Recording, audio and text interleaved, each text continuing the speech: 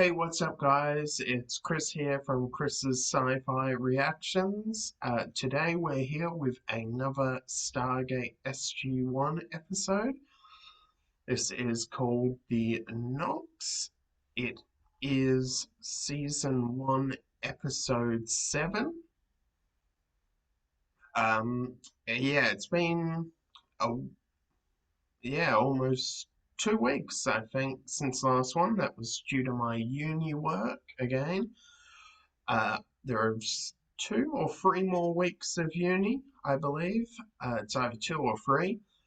And then I get 2 weeks off, in which I am really hoping to get a lot more done and get a lot more content out on Patreon. YouTube will probably remain just the weekly release, and hopefully I can stick to a more regular pattern. I know I say that all the time, but I really do want to. It's just sometimes it's not possible, and I know, it can get annoying for you guys. Oh, when's he going to release another video?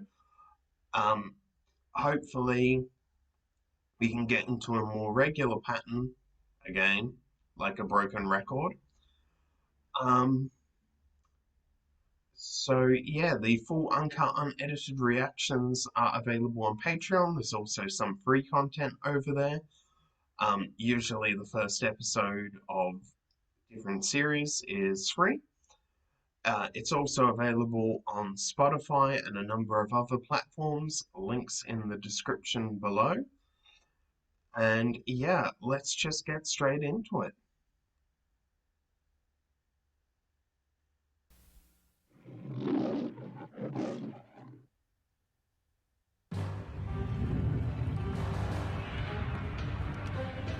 Stargate in motion. Chevron 6 encoded. Better hang on to something, Mr. Secretary. This is how we They said Stargate in motion. Wouldn't that be a little bit obvious?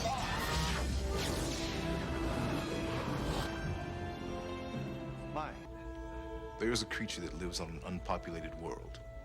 It possesses powers of invisibility. Invisibility? As in stealth? That is correct. It can appear or disappear at will. I was once commanded to retrieve the creature. More like cloak, not secrets. stealths. That's... The Apophis took the lives of 2 of my men as punishment for They're failing different, to retrieve aren't they? If we managed to capture one alive, it could provide us with a serious tactical advantage the next time we came up against the Goa'uld. Sounds like a mission to me.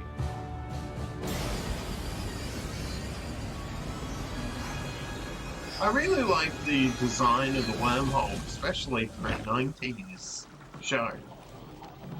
But the same also applies to the Stargate. I love the way you can see through it from one side and not the other. So from the back you can actually hardly see through it in a distorted sort of view. Daniel! Teal! Here, sir.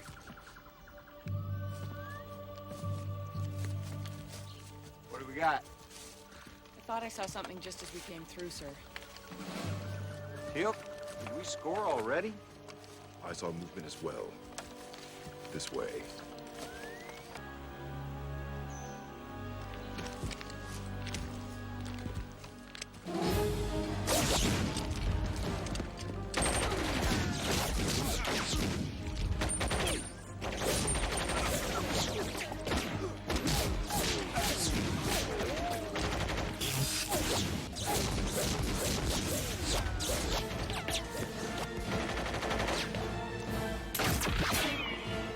Oh shit, personal force field, that's pretty cool. Oh, move the hell out of the way. What the?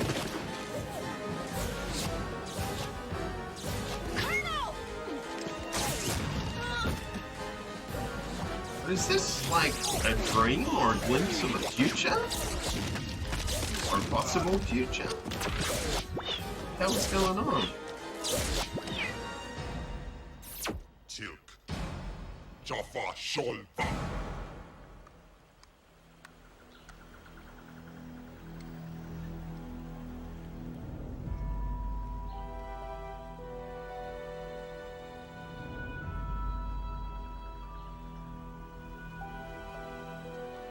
reptile Shaka-Mel. Carter. Carter. It's adorable. No, you can't keep him. That's good, Jack. I love some of the lines. You know, even the short lines that Jack has are so funny sometimes. We just wanted to take him back to our world and have a little chat with him about all the nasty, bad things he's been doing. We just didn't know about this little... Yes. You brought us back the same way. Yes. Frail?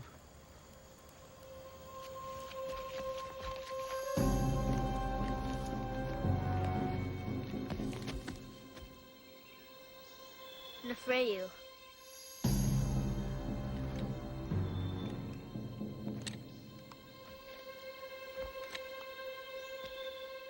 Nefrayu.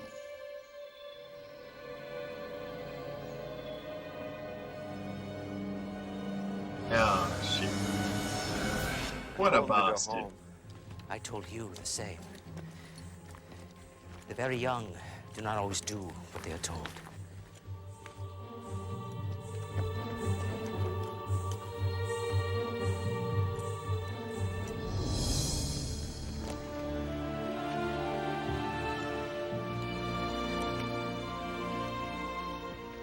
That's terribly sad.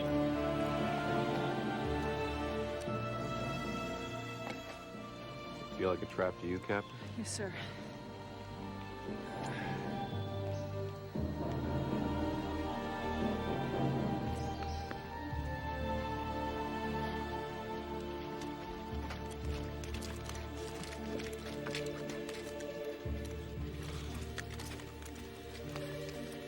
We must begin the ritual. No, wait. Jack, they can bring him back. Shackle has told Apophis of your ritual, that you cannot remain hidden when The you minute perform they... it. We sent your enemy through the doorway. They'll be back.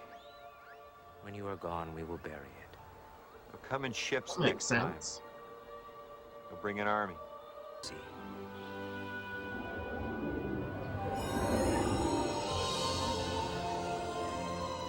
Oh shit, no way. Oh, no frickin' way.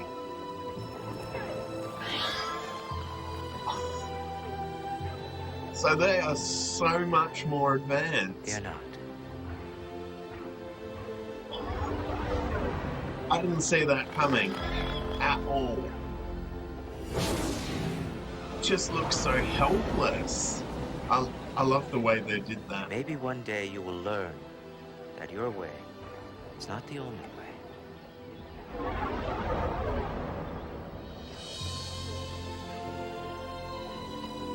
Now they're gonna bury the gate and can't even I'd come need talks back. about this before. I think in their way they did.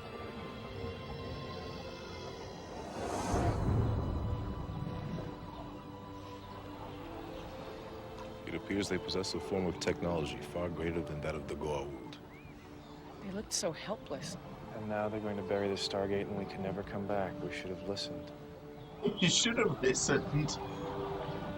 I was Very so young do not always about... do as they're told. Yeah, absolutely. I was so about, you know, they're so A little helpless. something that knocks to They're them so all the time. stupid not to, you know, want help. But here they are, freaking more Something worth taking advanced. home.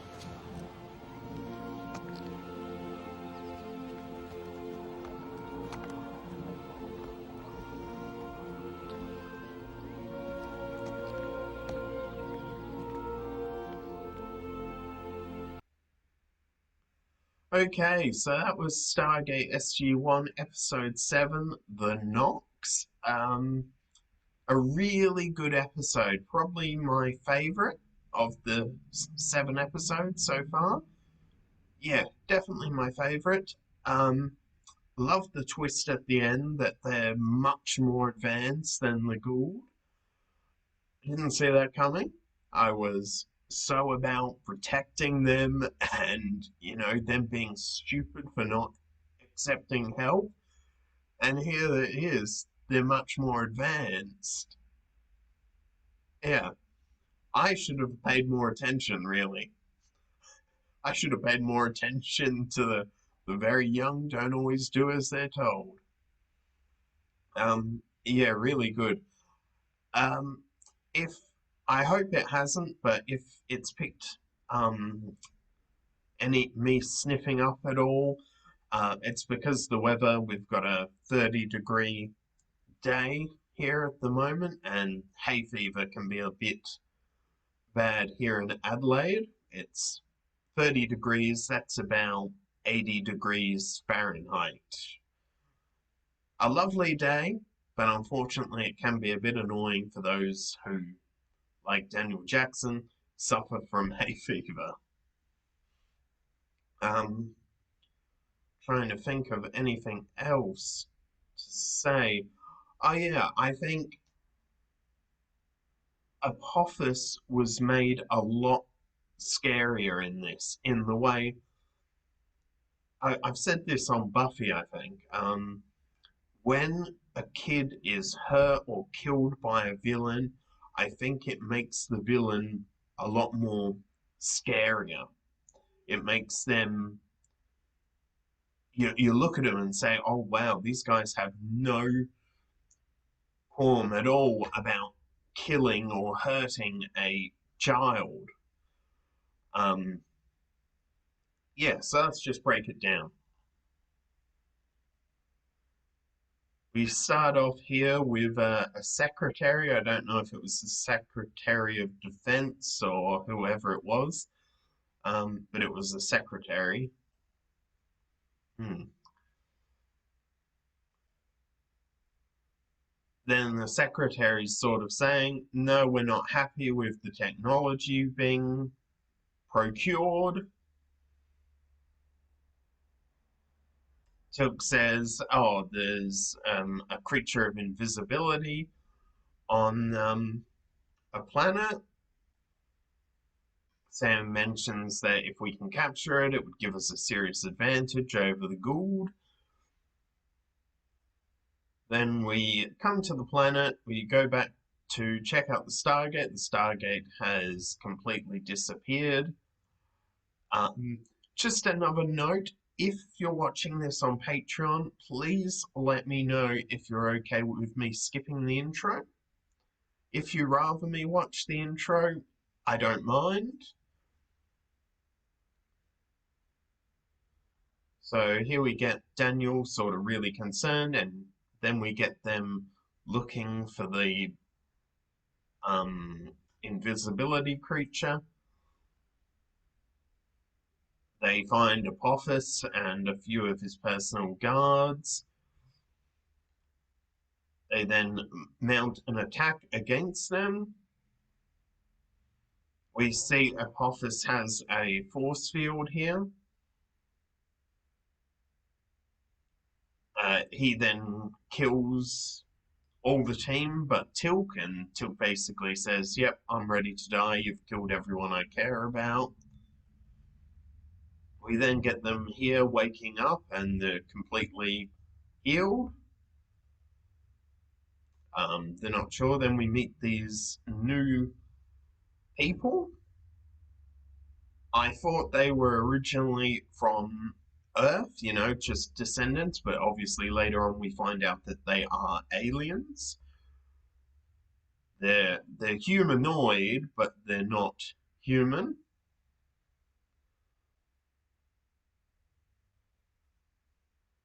They're obviously a family. We then get this kid, and Nefrail is his name. Um, totally adorable with this little moment between Sam and Nefrail.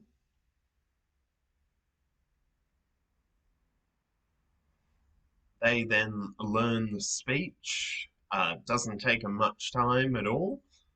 The colonel are like asking for their weapons. They just tell them that it's gone, and they mention that they've tried to bring back another one, hasn't come back yet. sort of discussing, oh yeah, this is how we brought back. We sort of find out here that the Nox are a bit, they're pacifists. I have no.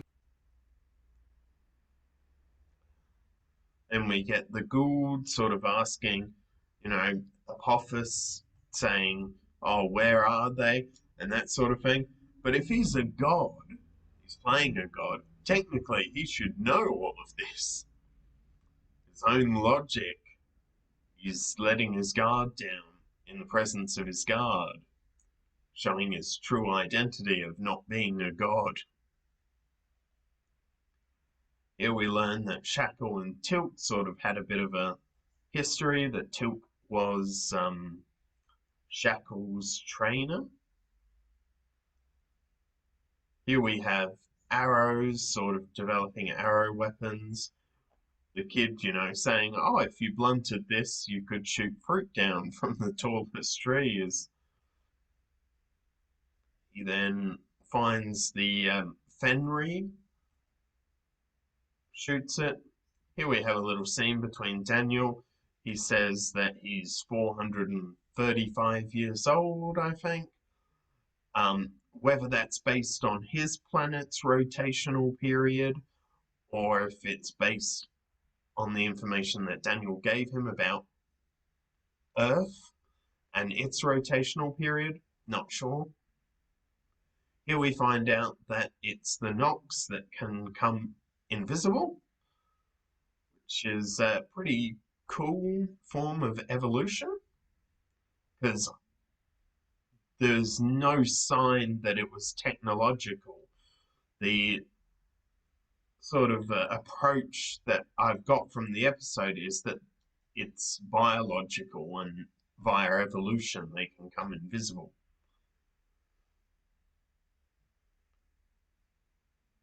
Here they're talking about that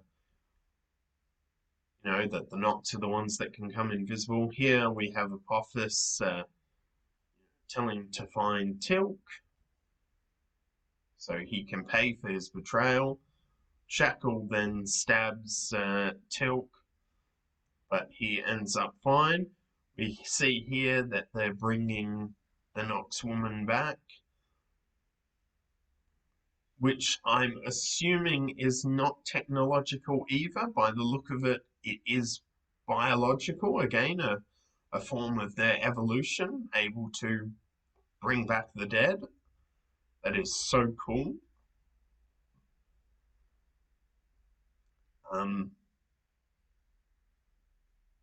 Let's have a look. So here, Shackle's running off, trying to find Apophis to tell him the truth.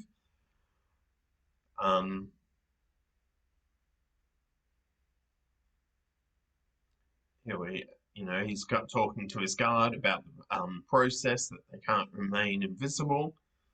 Here we find out the boy has gone wandering off without permission.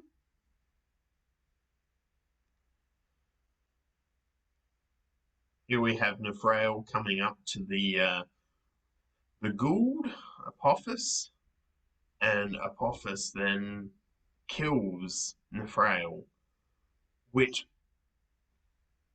obviously I don't approve of killing kids, but I think it makes the villain a lot more scary when they kill or injure the weak of a civilization. And obviously kids represent, the most vulnerable of our civilization. So when you have a bad guy like Apophis killing a kid, it makes them look a lot more scary. It's like, hey, this guy has no problem killing a kid, the most vulnerable sort of person in any civilization.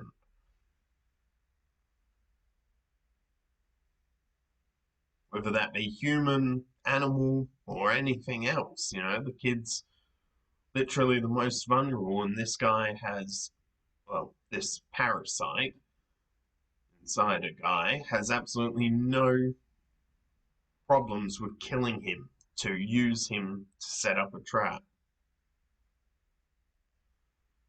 Here we sort of find find out that, you know, it smells like a trap. I like this scene. The father uh, looks at Jack sort of in a way of anger. And, you know, with them being pacifists, it's sort of probably the only moment where you really see a sense of anger. I think you have to look quite carefully to see it at his expression, but here his sort of turns from anger to more fed up. I just want you to go now, you know, go back home. That actor, I've seen him in something, I don't know what though. It might come to me later on. If it does, I'll mention it. Yeah, they're going to bring the boy back.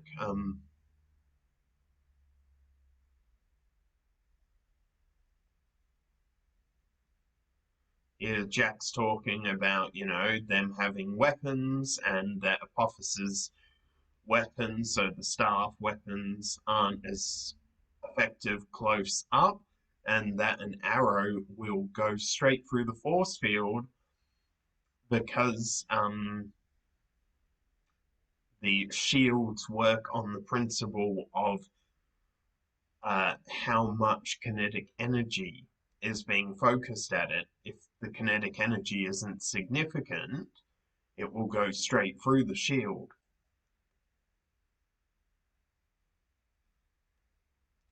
Here we get a fight scene, and we really, another thing I enjoyed about this is we really got to see SG-1 sort of work as a team. I feel this is the first time that we sort of really got them working together as a team. Then the Nox save Apophis. Obviously, they send him back through the Stargate. The Nox call it the doorway. And we find out the boy's okay.